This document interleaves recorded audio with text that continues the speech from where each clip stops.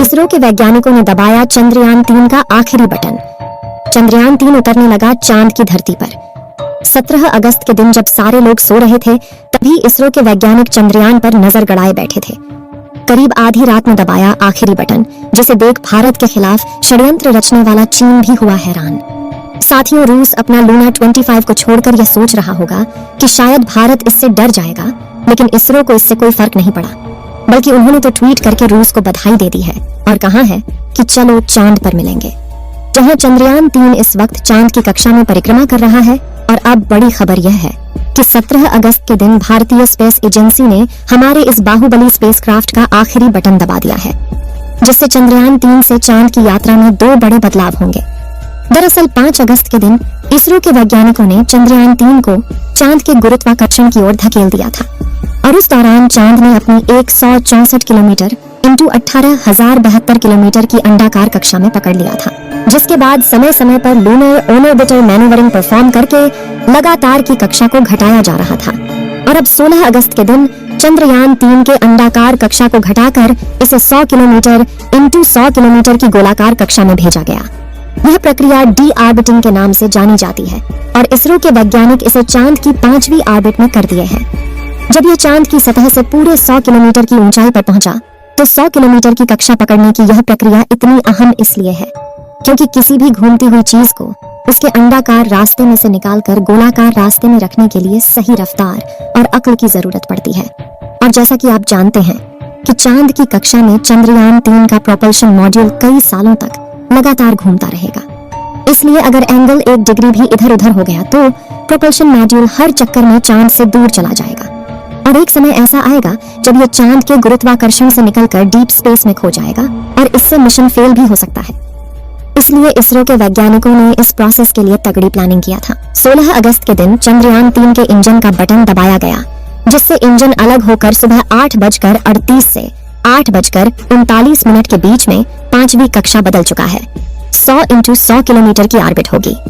ध्यान देने वाली बात तो यह है कि इस प्रोसेस के सभी स्टेप पहले से ही चंद्रयान 3 के आर्टिफिशियल इंटेलिजेंस सॉफ्टवेयर में फिट कर दिए गए हैं।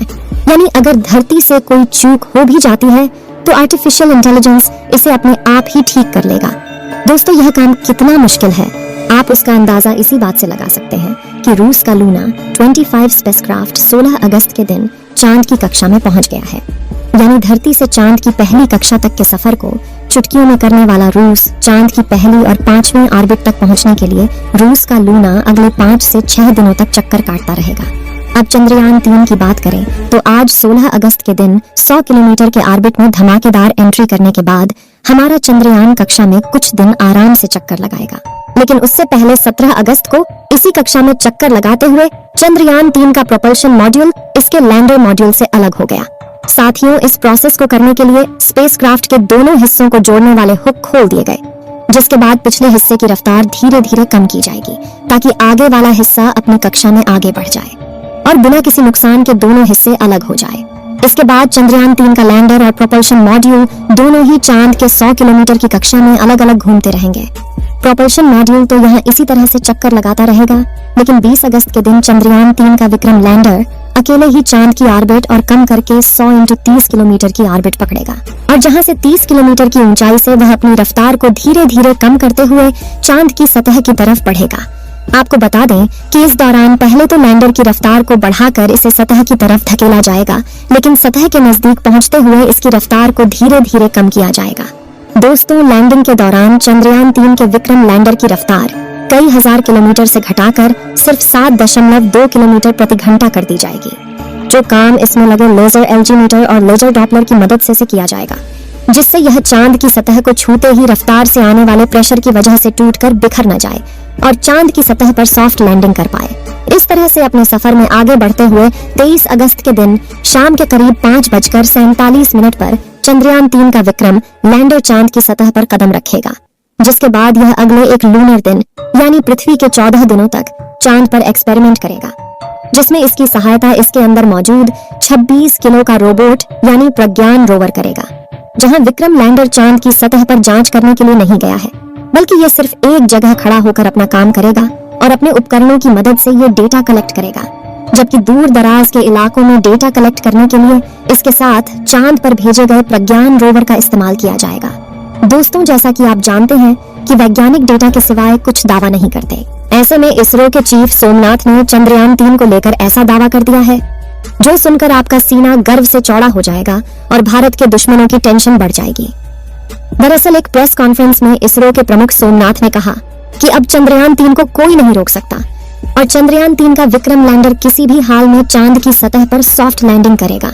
आगे उन्होंने बताया कि अगर चंद्रयान के 2 इंजन बंद भी हो जाते हैं या सारे सेंसर का काम करना बंद हो जाता है तो भी यह चांद पर लैंड करेगा, क्योंकि चंद्रयान 3 को इस तरह डिजाइन किया गया है कि यह लैंड करके ही दम लेगा। यानी यह एक साथ कई फेलियर झेल लेगा अगर इसका एल्गोरिथम काम करता रहा और प्रोपल्शन मॉड्यूल ठीक से चलता रहा तो इसका चांद पर उतरना तय है। दोस्तों, इसरो चीफ का यह भी कहना है कि 100 किलोमीटर की ऑर्बिट पर चंद्रयान 3 में कोई कठिनाई नहीं दिख रही है। सिर्फ एक समस्या है, पृथ्वी से लैंडर की स्थिति का सही अनुमान लगाना। इसका सही माप लगाना बहुत महत्वपूर्ण है। ऐसा इसलिए क्योंकि उस वक्त विक्रम लैंडर पृथ्वी से काफी ज्यादा दूर होगा और इतनी दूरी पर उससे संपर्क बनाए रखकर रियल टाइम में ट्रैकिंग करना काफी मुश्किल होता है। दरअसल साउथ पोल चांद के डार्क साइड में आता है, जहां सिग्नल ब्रेक होना एक आम बात है और सिग्नल टूटने पर यान गड़बड़ा जाता है। साथ ही उसी वजह से पिछले मून मिशन यानी चंद्रयान 2 में चांद की सतह से 2.1 किलोमीटर की ऊंचाई पर इसरो के चंद्रयान 2 से संपर्क टूट गया था और वह चांद की सतह पर क्रैश लैंड कर गया था। हालांकि इस बार इसरो ने चंद्रयान 3 के लिए एक्सपोर्ट ब्रेन डिजाइन किया है, जहां विक्रम लैंडर के अंदर लगा आर्टिफिशियल इंटेलिजेंस दिमाग यानी सॉफ्टवेयर इतना ज्यादा पावरफुल है कि वह अपने आप ही इसके अंदर लगे सेंसर और चांद के चक्कर लगा रहे। चंद्रयान 3 के ऑर्बिटर में मौजूद दिमाग को इस्तेमाल करके लैंडिंग के लिए निर्णय ले लेगा।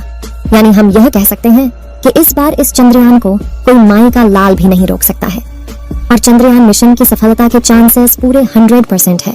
इस मिशन के सफल होने की दुआएं आप कमेंट बॉक्स में करते रहें। चलिए दोस्तों, इस वीडियो को यहीं पर खत्म करते हैं। इस वीडियो को एक लाइक जरूर करें और अपने मित्रों तक इस वीडियो को शेयर करें ताकि उन्हें भी जानकारी मिल सके और अपने भरोसेमंद चैनल को सब्सक्राइब जरूर करें और बेल आइकन को ऑल पर सिलेक्ट करना बिल्कुल ना भूलें।